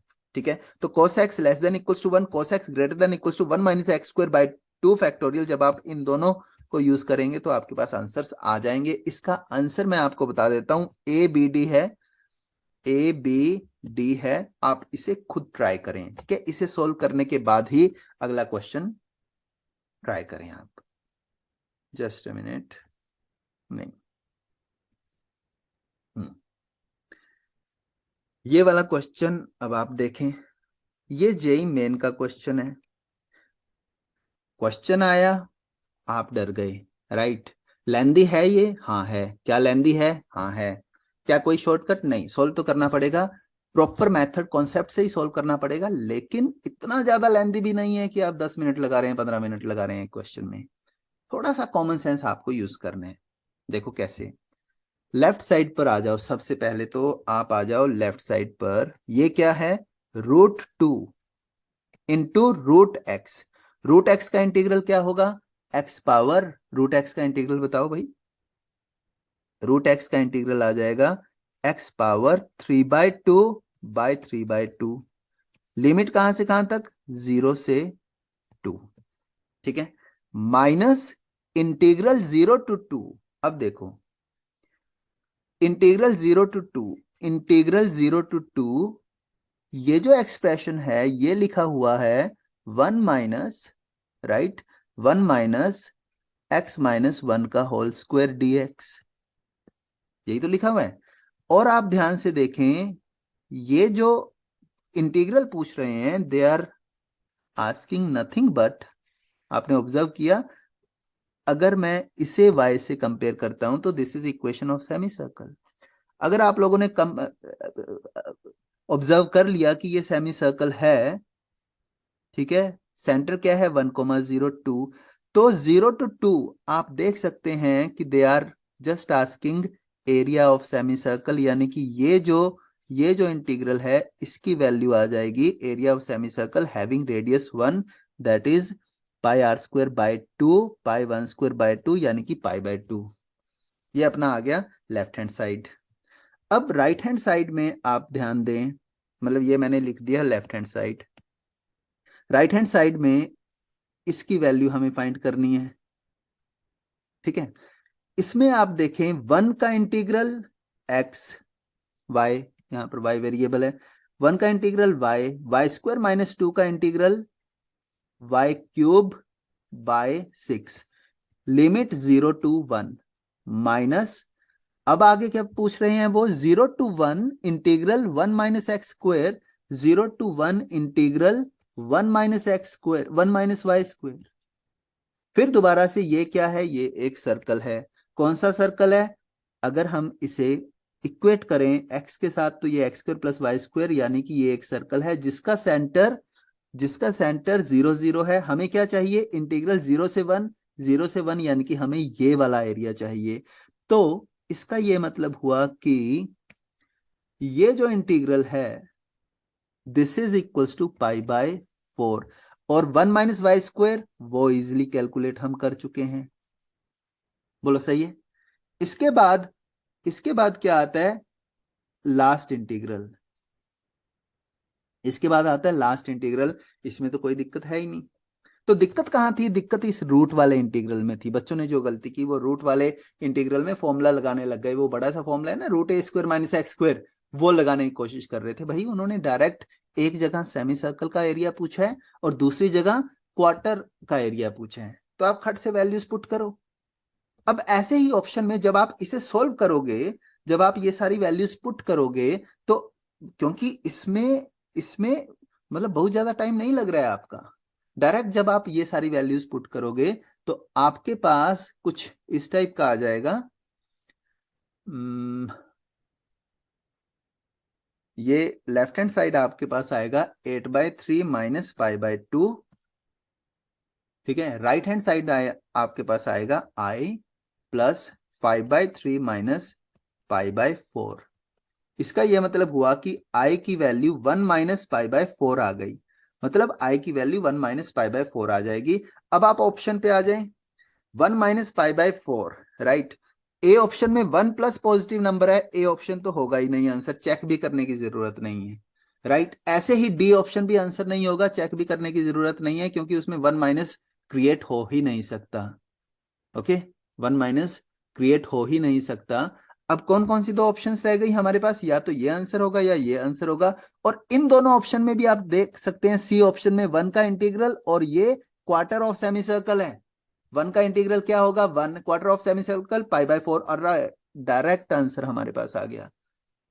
तो ठीक है, लेंदी था, लेकिन इतना भी लेंदी हाय तौबा मचाने की जरूरत नहीं है। काम माइंड से वहां बैठो, सोल्व करो, सोल्व हो जाएगा। क्योंकि अगर जेईई मेन में कुछ पूछा गया है तो ध्यान रखना, लेंदी हो सकता है लेकिन आपकी पहुंच के अंदर ही होगा। काम माइंड से वहां सोल्व करो। अब आ जाओ नेक्स्ट क्वेश्चन पे। ये भी मैंने लेंदी क्वेश्चन ही उठाया है, पर कैसे, वहां पर क्या देखना है? 0 to 2 max, 0 to 2 min, function is same, right? 0 to 2 max, 0 to 2 min, function is same, 9 minus x square, 5 minus x। और इंटीग्रल पूछ रहे हैं max of these two functions. Max of these two functions, आपको हल्का सा graph की help लेनी पड़ेगी, इसमें हल्की सी ग्राफ की हेल्प लेनी पड़ेगी। एक तो x है, x को आप डायरेक्ट ड्रॉ कर सकते हैं, ये x आ गया, ये x आ गया, ठीक है। x को डायरेक्ट, अब आप चेक करेंगे कि जीरो पे वैल्यू क्या आती है 9 माइनस एक्स स्क्वायर की। जीरो पे वैल्यू आती है इसकी 5/9/5, कुछ मतलब 1 से बड़ी होगी, राइट। और 2 पे वैल्यू क्या आती है? 2 पर वैल्यू आती है 9 माइनस 4, 5/9, 5/3। तो ये वैल्यू 9/5, 5/3, वो वैल्यू भी जो है वो 1 से तो बड़ी है। इनफैक्ट 2 पर वैल्यू, आप देखो 2 पर वैल्यू हमारे पास आ रही है 9 minus 4 that is 5, 5 minus 2 that is 3, 2.6, यानी कि 2 पर वैल्यू इसके ऊपर ही आएगी। जस्ट अ मिनट, 2 पर वैल्यू, सॉरी 1.6, 2 पर वैल्यू जो ग्राफ है y इक्वल्स टू एक्स का, उससे नीचे ही आएगी। तो इसका यह मतलब हुआ कि बीच में कहीं ना कहीं ये इंटरसेक्ट तो करेंगे ही। चल ठीक है, अब देखो फंक्शन हमें दिया हुआ है, हमें हमें इसकी मैक्सिमम वैल्यू फाइंड करनी है, मिनिमम वैल्यू फाइंड करनी है। x की वैल्यू 0 से 2 के बीच में है। हम लोगों ने पढ़ा हुआ है minimum maximum values either exist at boundary points और at critical point, either exist at boundary point और एट क्रिटिकल पॉइंट। यानी कि बिना टाइम वेस्ट किए क्रिटिकल पॉइंट फाइंड करें, डेरिवेटिव इसका फाइंड करें, ठीक है। डेरिवेटिव इसका फाइंड करोगे तो आपके पास जो है, डेरिवेटिव इसका फाइंड करोगे, सबसे पहले तो 9 माइनस एक्स स्क्वायर को आप लिख सकते हो, 9 माइनस एक्स स्क्वायर को आप सिंप्लीफाई करें, सिंप्लीफाई कर सकते हैं क्या इसे? इसे आप लिख सकते हो 25 माइनस एक्स स्क्वायर, राइट। और यहां पर -16, ऐसा क्यों किया? थोड़ा सा एक्सप्रेशन हल्का हो गया। 5 plus x minus 16 upon 5 minus x. अब आप इसे इजिली, इसका डेरिवेटिव आप इजिली कैलकुलेट कर सकते हैं। तो dy बाई डी एक्स की जो वैल्यू आएगी वो आ जाएगी 1 minus 16 by 1 minus 16 by x, 1 minus 16 by 5 minus x का होल स्क्वायर। इसे 0 से इक्वेट करें तो आपके पास क्रिटिकल पॉइंट आ जाएगा। वो क्रिटिकल पॉइंट होगा x इक्वल्स टू 1, यानी कि 1 पे इस फंक्शन की मिनिमम या मैक्सिमम वैल्यू आएगी। अब आप चेक करें ये फंक्शन 0 पे कितनी वैल्यू देता है, y0, उससे हमें रेंज पता चल जाएगी। y0 0 पे 9/5 कैलकुलेट की भी थी। y1 हम कैलकुलेट कर चुके हैं, वो कितना है 5/3। y1 is 5/3। y1 कैलकुलेट कर चुके हैं, y2 कैलकुलेट कर चुके हैं। y1 की वैल्यू कितनी आ जाएगी, y1 की वैल्यू आएगी हमारे पास y1 is equals to 9 minus 1 8, 5 minus 1 4, 9, it is equals to 2, right, it is equals to 2। अब आप चेक करें सबसे बड़ी वैल्यू कौन सी है, 2 ही है। इट मींस जो मैक्सिमम वैल्यू है वो 2 है, जो मिनिमम वैल्यू है वो मैक्सिमम वैल्यू यानी कि अल्फा, अल्फा की वैल्यू हमारे पास आ गई 2। मिनिमम वैल्यू कौन सी है आप चेक कर लो, मिनिमम वैल्यू यानी कि बीटा। तो बीटा की वैल्यू क्या आ जाएगी 5/3, बिकॉज बीटा इज 1.6 और आप 9/5 की अगर बात करो तो वो वैल्यू आ जाएगी 1.8 के आसपास। ओके, अब इसका रफ डायग्राम बनाओ। मिनिमम वैल्यू, मैक्सिमम वैल्यू 2 पर है, मैक्सिमम वैल्यू 2 नहीं 1 पर है, ठीक है। आप ये चेक करो कि हमारा जो फंक्शन है वो y इक्वल्स टू एक्स को कहाँ इंटरसेक्ट करता है, यानी कि 9 minus x square upon 5 minus x, x के इक्वल कहाँ है। 9 minus x square is equals to 5x minus x square, ये कैंसल, ये है 9/5 पर, 9/5 पर, ओके, 9/5 पर। इसका ये मतलब हुआ कि इसका कुछ ग्राफ ऐसा बनेगा और ये वाला पॉइंट मैं लिख रहा हूं कि यहां x की वैल्यू 9/5 है। हमें चाहिए इंटीग्रल दिस, तो आओ इंटीग्रल फाइंड करते हैं। इंटीग्रल कहां पर ब्रेक होगा, ये ब्रेक होगा I। मैक्स हमें चाहिए 9/5 तक, मैक्स कौन सा फंक्शन है 1 to 9/5, मैक्स फंक्शन है 9 minus x square upon 5 minus x, ये मैक्स है। 9/5 के बाद, 9/5 के बाद कहां तक हमें इंटीग्रल कहां तक चाहिए, 2 अल्फा माइनस 1, अल्फा की वैल्यू क्या थी 2 थी, तो 2 इंटू 2 4 माइनस 1 3 तक चाहिए, ठीक है। ये लोअर लिमिट 1 कैसे आई, क्योंकि बीटा की वैल्यू हमारे पास है, बीटा की वैल्यू किसके इक्वल है 5/3, तो 5/3 माइनस 8/3, राइट, 5/3 माइनस 8/3, तो इसकी वैल्यू आ जाएगी हमारे पास -1। तो -1 to 9/5 and 9/5 to 3x dx। अब आप इसे सिंप्लीफाई कर लें, ठीक है। ग्राफ आप नेगेटिव साइड पे भी थोड़ा देख लें, नेगेटिव साइड पे भी बनाना पड़ेगा। तो ये क्वेश्चन भी लेंथी क्वेश्चन था, लेकिन अगर आप सिस्टमैटिक सॉल्व करें, हाँ एक बात क्लियर है कि इस टाइप के क्वेश्चन सोल्व आपको एंड में ही करने हैं। जहां पर आपको लगे कि बहुत टाइम लग रहा है उसे लास्ट में सोल्व करें, ठीक है। तो नेक्स्ट क्वेश्चन देखिए, रिडक्शन फॉर्मूले से है, let be n is integral 0 to π/2 cos square nx sin x dx and belongs to natural number। इस क्वेश्चन की जगह आप ध्यान रखना कुछ भी हो सकता है, ऐसा भी हो सकता है 0 to π/2, right, sine square nx upon sine x, ये भी पूछा जा सकता था। 0 to π/2 sine nx upon sine x भी पूछा जा सकता था। इस टाइप के सभी क्वेश्चंस में आपको क्या करना है, या तो bn-1 कैलकुलेट करें, या फिर अगर ये काम नहीं करता, bn-1 काम नहीं करता, तो उस पर्टिकुलर केस में आप bn-2 ट्राई करें, ठीक है। यहां पर हम स्टार्ट कर, और पर्टिकुलर कर जनरल करने की जरूरत नहीं है, आप ऐसे भी चेक कर सकते हैं B3 माइनस B2 अलग से, B4 माइनस B3 अलग से, उससे भी आइडिया आपको मिल सकता है कि हमारे पास जो सीक्वेंस बन रहा है वो AP है, GP है, HP है, क्या है। तो bn माइनस 1 की अगर हम बात करें तो ये आ जाएगा integral 0 to π/2 cos square nx minus cos square n-1x upon sine x. अब ये फॉर्मूला मैंने इसलिए सामने रखा है ताकि आपको याद आ जाए कि sine A plus b sine A minus b sine square a minus sine square b था। अगर हम इसे 1 माइनस कॉस स्क्वायर में कन्वर्ट करें तो ये cos square b minus cos square a आ जाएगा। तो cos square b minus cos square a का फॉर्मूला आ जाएगा हमारे पास 0 to π/2, ये आ जाएगा साइन ए प्लस बी, यहां पर ए, सॉरी ये बी है, ये ए है, ठीक है, ये ए ये B, A plus B, it means हमारे पास आता है sine A plus B 2n-1x and sine A minus B, it means ये नेगेटिव आएगा, तो ये आ जाएगा minus sine x upon sine x, ये दोनों टर्म्स कैंसिल हो जाएंगी।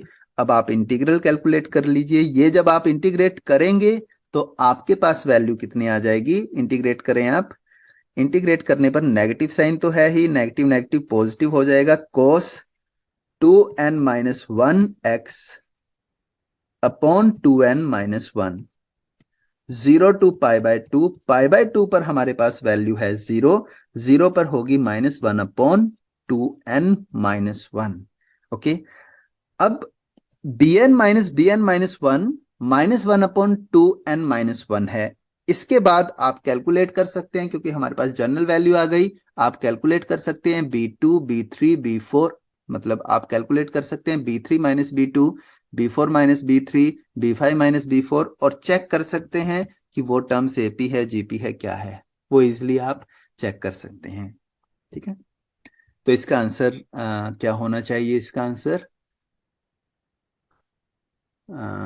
डी आई थिंक, ठीक है, D AP। Okay, next question, max of fx equals to max of 5 modulus function है, इनका मैक्स चाहिए।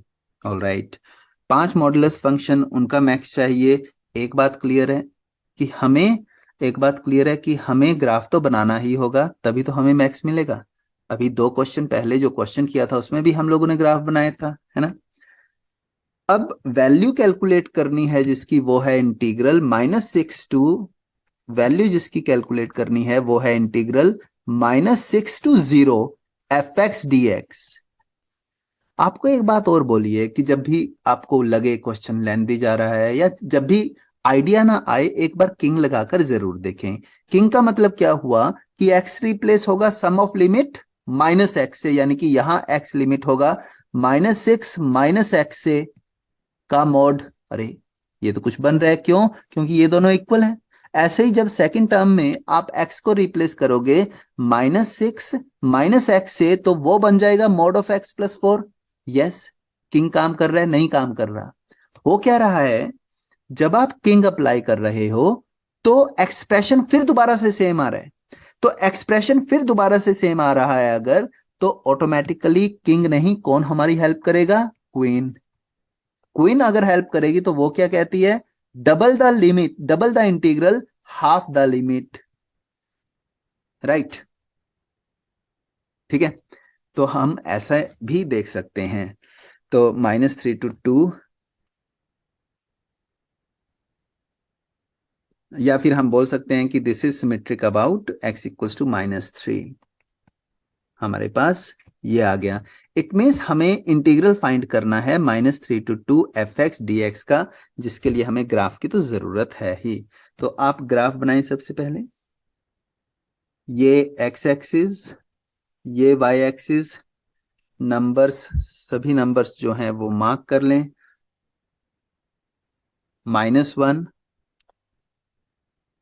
-2 -3 -4 -5 -6, राइट।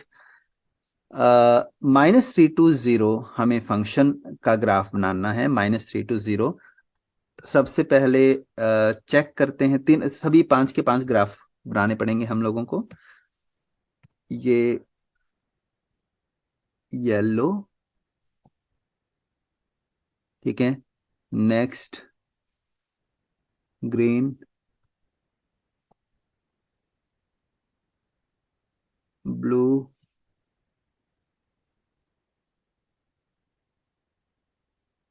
Red, white. अब चेक करो हमें मैक्स ऑफ क्या चाहिए। हमें चाहिए मैक्स ऑफ एफ एक्स -3 से 0, -3 से 0 मैक्स ऑफ एफ एक्स। -3 पे आप चेक कर सकते हैं कि मैक्सिमम हमें कौन देता है, ये हमें -3 पे मैक्सिमम दे रहा है। -3 से 0 के बीच में मैक्स यही है, ठीक है। अब क्या इंटीग्रल फाइंड करेंगे? नहीं, कोई जरूरत नहीं है। हमें तो इंटीग्रल चाहिए -3 से 0, इस ये जो x+5 था, राइट, इसका इंटीग्रल चाहिए हमें। तो डायरेक्ट आप देख सकते हैं ये तो एक ट्रिपीजियम बन रहा है। ट्रिपीजियम बन रहा है, यहां पर वैल्यू -3, 2 है और यहां वैल्यू 0, 5 है, ठीक है। तो इस इंटीग्रल की वैल्यू क्या होगी? Twice of area of trapezium. Trapezium का एरिया क्या होता है? Half half sum of parallel sides, यानी कि 2 + 5 7, and distance between those two sides that is 3। तो ये आ जाएगा 21। तो ग्राफ बनाया, ग्राफ बनाते ही हम इजिली सॉल्व कर पा रहे हैं, ठीक है। तो ऐसे ये सारी चीजें स्ट्राइक करनी चाहिए। ओके, नेक्स्ट क्वेश्चन पे अब आप आ जाइए। Value of 48/π²। मेनली जो इंपॉर्टेंट बात है वो है integral 0 to π it is x² 3π/2 -x and sin x/1 + cos²x। हमें ये कैलकुलेट करना है, इस इंटीग्रल की हमें वैल्यू फाइंड करनी है। अब अगर इस इंटीग्रल की हमें वैल्यू फाइंड करनी है तो आप चेक करो क्या किया जाए। बाय पार्ट्स इतनी बार लगाया जाए क्या? क्योंकि हम देख सकते हैं कि सेकंड जो फंक्शन है वो इजिली इंटीग्रेबल तो है, लेकिन बाय पार्ट्स तो थोड़ा लेंदी हो जाएगा, ठीक है। चीजें लेंदी जा रही हैं। अब आप याद करो मैंने क्या बोला था कि अगर चीजें लेंदी जा रही हो, आइडिया नहीं आ रहा, तो कौन सी प्रॉपर्टी लगाकर देखना है एक बार? किंग। तो आप किंग लगाएं। किंग अगर आप लगाते हो तो आपके पास ये आ जाएगा 0 to π। x² किससे रिप्लेस होगा? और मैं इसका ध्यान रखें, ये हम यूज नहीं कर रहे हैं, लास्ट में आप यूज कर लेना। x² रिप्लेस हो जाएगा π-x² से, और π-x ये आ जाएगा हमारे पास π/2, π-x π/2 + x। Sine x change नहीं होगा, कॉस चेंज होगा, लेकिन स्क्वायर की वजह से ये चेंज नहीं होगा। This is equation number 1, this is equation number 2। Okay, अब आप क्या करेंगे? दोनों को ऐड कर दें। ऐड करने पर लेफ्ट हैंड साइड तो हमारे पास 2i आ जाएगा, राइट हैंड साइड कितना आएगा? 0 to π। राइट हैंड साइड देखो कितना आएगा? 0 to π, राइट। π², आप चेक करो वैल्यूज राइट हैंड साइड की कितनी आएंगी। साइन x/1 + cos²x तो सेम रहेगा ही, ठीक है। अब ये जो बाकी एल्जेब्राइक क्वांटिटी है इसकी वैल्यू हमारे पास कितनी आएगी? आप चेक कर सकते हैं। x² it is 3/2 π x² -x³, right. और सेकंड टर्म हमारे पास है π-x² π/2, ओके, π/2 + x। तो एक बात क्लियर है कि x³ तो कैंसिल हो जाएगा, x³ कैंसिल हो जाएगा। इट मींस 2i की जो फाइनल वैल्यू आने वाली है 0 to π sin x/1 + cos²x। ठीक है, एक्स क्यूब कैंसिल हो जाएगा और जो एक्सप्रेशन हमारे पास आने वाला है वो होगा pi square plus pi minus 2 into pi minus x into 2x minus pi. X की टर्म्स में हमारे पास क्वाड्रेटिक बची है, जब आप सिंप्लीफाई करेंगे तो यह आएगा। इसे लिखा इक्वेशन नंबर 3। फिर दोबारा अगर क्वाड्रेटिक बची है तो एक काम करो ना, एक बार फिर आप किंग लगा दो। अगर आप किंग लगाते हो तो फिर से ये वैल्यू आ गई 2i, इसे चेंज नहीं किया हम लोगों ने, राइट। और ये आ जाएगा 0 to pi, sine x change नहीं होगा, 1 plus cos square x, pi square नहीं चेंज होगा, प्लस पाई माइनस 2। आप x को पाई माइनस एक्स से रिप्लेस करेंगे तो बचेगा ओनली x। यहां x को पाई माइनस एक्स से रिप्लेस करेंगे तो 2 pi minus pi is pi minus 2x dx। This is equation number 4। Again add 3 and 4। जैसे ही आप 3 एंड 4 को ऐड करोगे, अभी भी 3 एंड 4 को जब आप ऐड करोगे अभी भी ये हमारे पास x की टर्म्स में लीनियर बचा होगा, अभी भी हमारे पास x की टर्म्स में लीनियर बचा होगा, यानी कि एक बार फिर आपको किंग लगाकर ऐड करना होगा। तो किंग हेल्प तो कर रहा है लेकिन फिर भी ये लेंदी जा रहा है क्वेश्चन, राइट। तो इस टाइप के क्वेश्चंस लास्ट ईयर आए हैं, तो आपको तैयार रहना है और स्पीड आपको बढ़ानी है,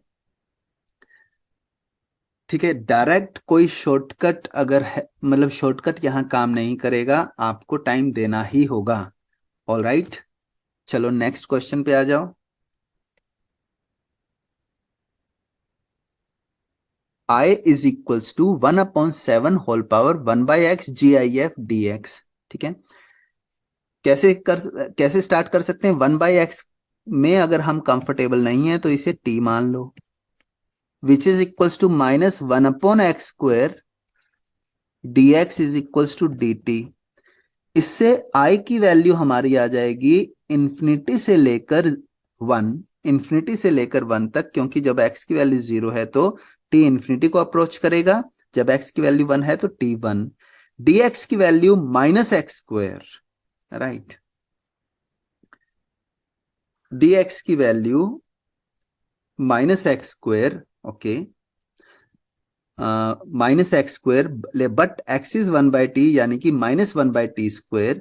तो 1/7 GIF of t and -1/t² dt।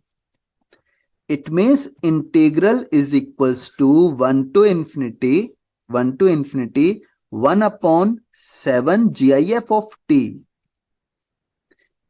into 1/t² dt। अब आप इसे ब्रेक करें, कैसे ब्रेक होगा? 1 to 2 plus 2 to 3 plus 3 to 4 and so on, okay. 1 to 2 में वैल्यू आ जाएगी 1/7 dt by t²। Next value आ जाएगी 1/7² dt by t²। Next value 1/7³ dt by t²। अब आप इसे इंटीग्रल कर इसे इंटीग्रेट करें। 1/7 इंटीग्रेट 1/t² का इंटीग्रल है -1/t। तो जब आप लिमिट्स पुट करेंगे तो ये आएगा 1 - 1/2, राइट, प्लस 1/7²। यह आ जाएगा 1/2 - 1/3, नेगेटिव की वजह से 1/2 पहले आ रहा है, ध्यान रखना, प्लस 1/7³ ये हमारे पास आएगा 1/3 - 1/4 एंड सो ऑन। सब हर ब्रैकेट की फर्स्ट टर्म आप उठाएं, 1/7 into 1, 1/7² into 1/2 plus 1/7³ into 1/3 and so on. Second negative वाली टर्म 1/7 इंटू 1/2, राइट, माइनस एक काम और कर सकते हैं हम, मल्टीप्लाई एंड डिवाइड बाय 7 करके यहाँ 7, अच्छा ठीक है, फिर कंफ्यूजन ज्यादा हो जाएगा। ये 7 मैं हटा ही रहा हूँ। 1/7 सबकी सेकंड सेकंड टर्म उठा रहे हैं हम। 1/7 into 1/2, 1/7 square into 1/3 minus 1/7 cube into 1/4 and so on. Okay, ये सब प्लस आ जाएगा। आपको याद होनी चाहिए सीरीज 1 - x की, which is equals to negative of 1/1 plus, just a minute, it is -x, right, -x plus x² 2 plus x³ 3 plus so on. Negative sign जो है वो बाहर है। ये जो फॉर्मूला है, ये आप यहां लगा सकते हैं। 1/7 क्या है, x है, और फॉर्मूला आप अप्लाई कर लें। ठीक है, नेगेटिव साइन आप उसी के अकॉर्डिंग सोल्व करें। ये जो नेगेटिव साइन है इसे यहां से हटाकर यहां रखें और कंपेयर करें दोनों को। सिमिलरली जो सेकंड वाली ब्रैकेट है उसमें मल्टीप्लाई एंड डिवाइड बाय 7 करके आप सेकंड में भी इसी एक्सपेंशन को यूज करें, तो आपकी जो वैल्यू है वो लॉग की टर्म्स में आ जाएगी। जैसे फर्स्ट वाला जो एक्सप्रेशन है वो आ जाएगा -log 1 - 1/7, राइट। ऐसे ही सेकंड थोड़ा सा मैनिपुलेट करके आप सेकंड एक्सप्रेशन भी कैलकुलेट कर सकते हैं। ठीक है, तो ऐसे ये सोल्व हो जाएगा। तो आपको ब्रेक कैसे करना है, फंक्शन कहां ब्रेक करना है, वो चीज आपको अच्छे से आनी चाहिए, राइट। चलो नेक्स्ट क्वेश्चन पे आते हैं। -8x² प्लस 6x - 1, ये भी GIF है। इट मीन्स हमें इसे भी ब्रेक करना होगा। सबसे पहले तो आपको इसका ग्राफ ड्रॉ करना होगा। ग्राफ ड्रॉ करने के लिए ग्राफ ग्राफ होगा कैसा, ये पैराबोलिक, डाउनवर्ड और upward, this is downward parabola. ठीक है, लाइन ऑफ सिमेट्री, क्या इसके फैक्टर्स बन पा रहे हैं, सबसे पहले चेक करें क्या इसके फैक्टर्स बन पा रहे हैं। 8 4 × 2, यस फैक्टर्स बन सकते हैं इसके। ओके, फैक्टर्स क्या बनेंगे इसके, आप चेक कर लो। इसके जो फैक्टर्स बनेंगे वो होंगे, मतलब इसके जो रूट्स आएंगे वो आएंगे 1/4 एंड 1/2। इसका मतलब 0 पे वैल्यू -1 आ रही है, यानी कि ग्राफ कुछ ऐसा बनेगा। 1 पे वैल्यू कितनी आएगी, -8 -9, 1 पर वैल्यू आ जाएगी इसकी -2, 1 पर वैल्यू आएगी -8 प्लस 6 -1 -3। ठीक है, 1 पर वैल्यू इसकी आती है -3। ओके, तो अब देखो, 0 पर वैल्यू -1, 1 पर वैल्यू -3, यानी कि ये इसका ग्राफ होगा। 0, फर्स्ट जो रूट है इसका वो 1/4 है, सेकंड रूट इसका 1/2 है। मैक्सिमम वैल्यू आप फाइंड करेंगे, मैक्सिमम वैल्यू कहां आएगी इसकी, -b/2a पर, -b/2a पर, यानी कि ये इसकी 6/16, दैट इज इक्वल्स टू 3/8 पर इसकी मैक्सिमम वैल्यू आएगी। मैक्सिमम वैल्यू मैं यहां पर डायरेक्ट लिख देता हूं, दैट इज 1/8। इसका मतलब ये हुआ कि वर्टेक्स इसका 3/8, 1/8 है। अब आप इसे ब्रेक करें। ठीक है, अब आप इसे ब्रेक करें, इसका सिर्फ हिंट देकर हम खत्म करेंगे इस क्वेश्चन को। 0 से 1/4 तक इंटीग्रल को ब्रेक किया, 0 से 1/4 तक इस इंटीग्रल की वैल्यू है dx -1। क्यों, क्योंकि GIF है। 0, अगर फंक्शन 0 से छोटा होगा और -1 से बड़ा होगा तो उसका GIF -1 ही हो जाएगा। 1/4 से 1/2 तक कभी भी ये 1 को टच नहीं करता, इसका मतलब 1/4 से 1/2 तक इसकी वैल्यू हो जाएगी 0।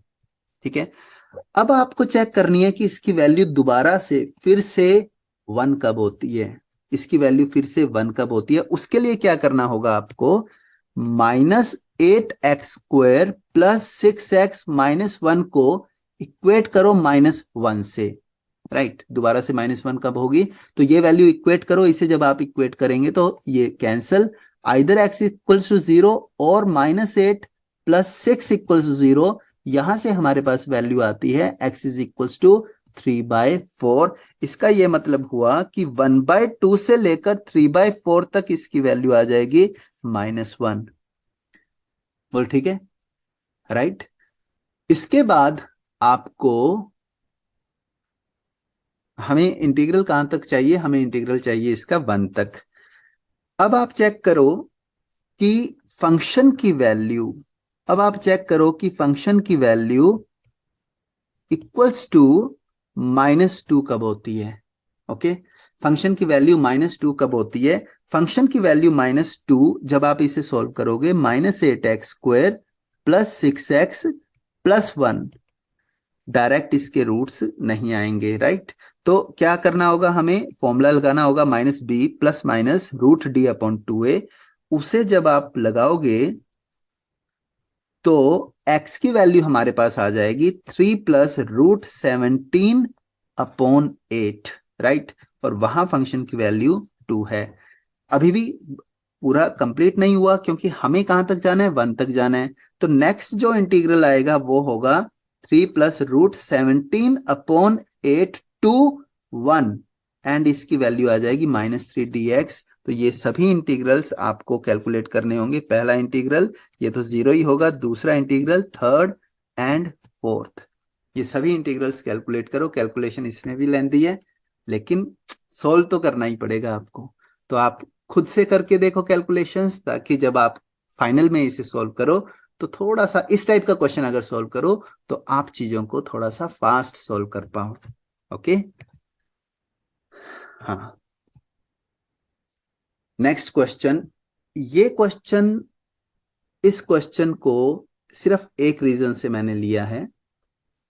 देखो, जब आप सॉल्व करोगे इसे, राइट, जब आप सॉल्व करोगे, सॉल्व करने में दिक्कत नहीं आने वाली है। क्यों? क्योंकि f dash, capital F dash की, f is a function from R to R, fx e⁻x sin x, capital F and R be differentiable function such that capital fx की वैल्यू दी हुई है, यानी कि कैपिटल F डैश x कितना हो जाएगा, वो आ जाएगा हमारे पास स्मॉल fx।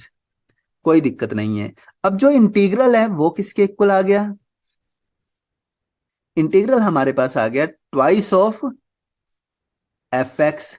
इंटीग्रल हमारे पास आ गया twice of fx, twice of fx into ex dx। क्या इसमें दिक्कत आएगी कोई? स्मॉल fx की वैल्यू हमें पता है, कोई दिक्कत नहीं आएगी। अब स्टूडेंट्स ने कहा गलती की, वो आकर मुझे बोलते सर हमारा ना 11/12 आया लोअर लिमिट, कुछ ऐसा वो बोल रहे थे कि 11/12 हमारी लोअर लिमिट आई।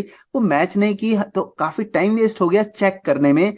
जबकि आप देखो ये direct 0 0 cancel, and 3 into 11 and 3 into 12, 330/360 basically 11/12 है। तो आप सॉल्व कर सकते हो। और हाँ, क्योंकि एस्टिमेट वैल्यू डायरेक्ट, मतलब थोड़ा सा कंफ्यूजन किस लिए होता है, स्टूडेंट्स क्या कह रहे थे कि सर जब हम डेसिमल में कन्वर्ट कर रहे थे इतने बड़े बड़े नंबर्स को, तो काफी टाइम लग रहा था। लेकिन आपको ऑब्जर्व करना है डायरेक्ट 330/360, और यही आंसर है। तो ये चीजें ध्यान रखना, कई बार रिड्यूस्ड फॉर्म में आपको आंसर नहीं दिया जाएगा, उस पर्टिकुलर केस में आपको अकॉर्डिंगली सॉल्व करना होगा। और हाँ, जब आप इसे सॉल्व करेंगे, इंटीग्रल की वैल्यू कितनी आ जाएगी, 0 to 1 2fx, 2fx का मतलब 2 sin x, ex हमारा हो जाएगा कैंसिल, राइट। ये इंटीग्रल आ जाएगा ट्वाइस ऑफ 1 माइनस cos 1। अब ये डाउट हो सकता है आपको कि cos 1 की तो वैल्यू नहीं पता, कोई बात नहीं, आपको बोला है अगर एस्टिमेशन चाहिए, cos 1 चाहिए, तो एक्सपेंशन तो पता है ना आपको, तो cos 1 की एक्सपेंशन आप यूज कर लो। 2 1 माइनस cos की एक्सपेंशन क्या होती है, x minus x² bye cos 1 की एक्सपेंशन 1 माइनस x² 2 फैक्टोरियल। अब आप देख लें आगे जो भी आएगा, ठीक है, कंपेयर कर लें। तो जब भी बड़ा एक्सप्रेशन दिया होता है, मतलब आपका माइंड वहां चलना चाहिए हर डायरेक्शन में, और वो तभी हो सकता है अगर आप काम माइंड से पेपर सोल्व करोगे। अगर आप पैनिक में रहोगे, हड़बड़ी करोगे, तो मिस्टेक्स भी होंगी, आइडियाज भी कम आएंगे। जितना पेपर आता है आराम से उसे सोल्व करो। आराम का ये मतलब नहीं कि स्पीड कम हो, पेस आपका प्रॉपर मेंटेन रहना चाहिए।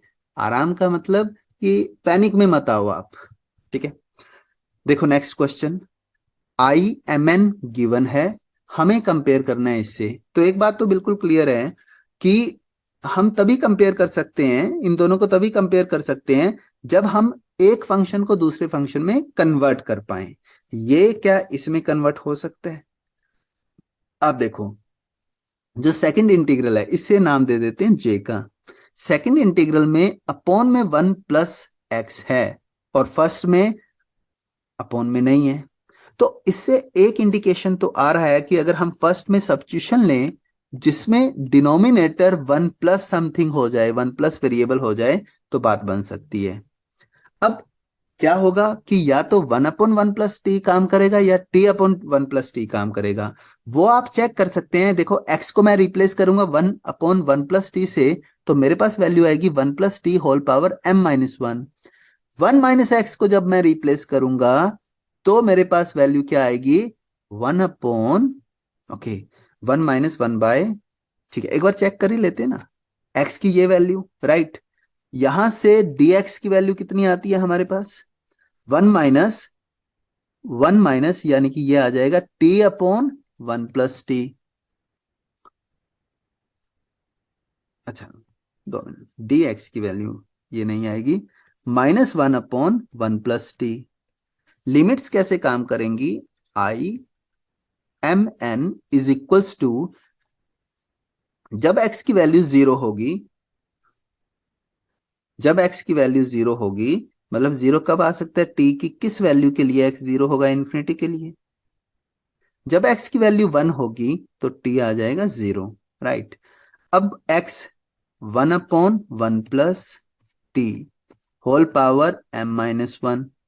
नेक्स्ट 1 - x, 1 - 1/1 + t, ठीक है, whole power n-1। dx, dx की value 1/1 + t² dt -1/1 + t whole square dt, ठीक है। एक नेगेटिव तो हमारे पास यहां आ गया, और इन्फिनिटी टू जीरो को मैं लिख रहा हूं 0 to ∞। 1 + t whole power m-1, 1 + t whole power n-1 and 1 + t whole square. तो 1/, जो कंप्लीट पावर हमारे पास आती है वो आएगी, इसे सिंप्लीफाई करें तो ऊपर आ जाएगा t⁻n-1, सही है, ओके। डिनोमिनेटर में 1 + t होल पावर m+n आ गया। ये अच्छी बात है कि हम थोड़ा तो नजदीक पहुंचे, लेकिन जो चीज हमें प्रूव करनी है वो 0 से 1 है, उसमें लिमिट 0 से 1 है। अब ये बात भी आपको समझनी होगी, अगर इंटीग्रल हमारे पास 0 से इन्फिनिटी है लेकिन हमारा आंसर 0 से 1 है, तो पहला स्टेप आप इसे ब्रेक करें, 0 to 1, 1 to ∞। ठीक है, अब हो क्या रहा है, दोनों इंटीग्रल में अगर आप देखें एक लिमिट सेम है, दूसरी लिमिट एक दूसरे की रेसिप्रोकल है। मतलब यह हुआ कि पहली लिमिट को आप कुछ ना कहें, पहली लिमिट को आप एज इट इज रहने दें, पहली लिमिट को आप एज इट इज रहने दें। और दूसरी लिमिट में क्या करेंगे, क्योंकि हमें तो 0 चाहिए और इन्फिनिटी का तो रेसिप्रोकल 0 है, राइट। इन्फिनिटी का तो रेसिप्रोकल 0 है, तो दूसरे वाली लिमिट में, इस वाली लिमिट में आप t को पुट करें 1/x। इस इंटीग्रल को नाम दे दें कुछ भी, I3 I4 जो भी आपको नाम देना है, और t को पुट करें 1/x। अगर आप ऐसा करोगे तो lower limit 1, upper limit 0, t⁻n-1 हो जाएगा 1/x पावर n-1, ये आ जाएगा x+1 whole power m+n upon x power m+n, और dt की वैल्यू आ जाएगी -1/x² dx।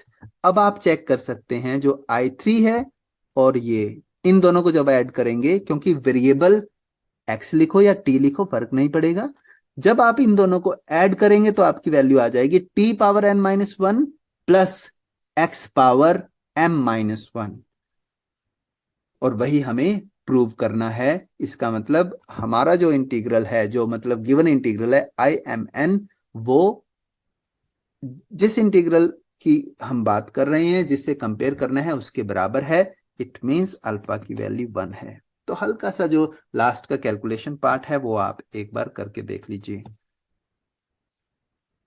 ठीक है। चलिए नेक्स्ट क्वेश्चन।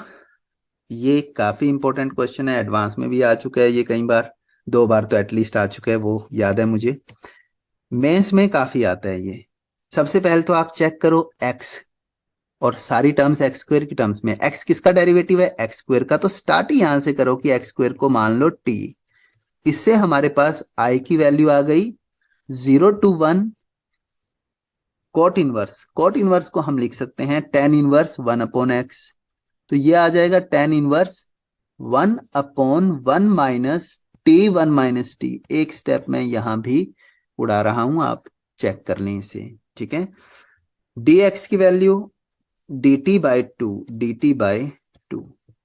ये जो 1 है इसे हम लिख सकते हैं, 1 को लिख सकते हैं, क्या करेंगे हम, माइनस, ठीक है, t+1 माइनस टी।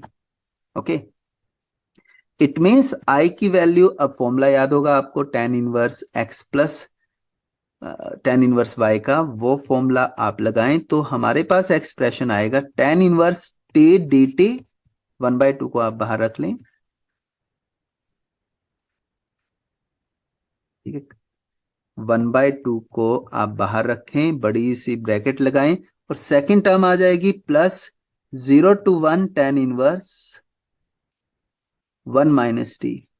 अब कई स्टूडेंट्स क्या करते हैं, इससे बाय पार्ट लगाते हैं, इसमें बाय पार्ट लगाते हैं और टाइम वेस्ट कर देते हैं। आप ध्यान से देखें, इसमें आप किंग लगा दें। अगर आप सेकंड वाले पार्ट में किंग लगाएंगे तो आपका जो सेकंड पार्ट है, सेकंड वाले पार्ट में अगर आप किंग लगाएंगे तो आपका देखो सेकंड पार्ट क्या बन जाएगा, 1 minus T, T replaced by 1 minus T, that is T. इसका मतलब सेकंड पार्ट जो है वो फर्स्ट पार्ट ही बन गया।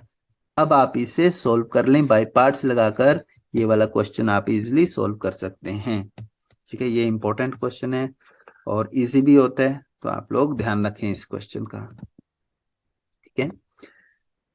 तो आज की क्लास यहीं खत्म करते हैं, आज के लिए इतना ही, है ना। क्वेश्चन आपने देख लिए कि लेंदी भी आ सकते हैं। उस पर्टिकुलर केस में क्या करना है आपको, वो वाले क्वेश्चन जो आपको लग रहे हैं लेंदी हैं, उन्हें आप लास्ट के लिए छोड़ें, राइट। और अपना आप जो जानते हैं कॉन्सेप्ट के बारे में वो लगाते रहें, सॉल्व तो हो जाएगा क्वेश्चन। तो thanks for watching, bye bye for now, see you in the next video.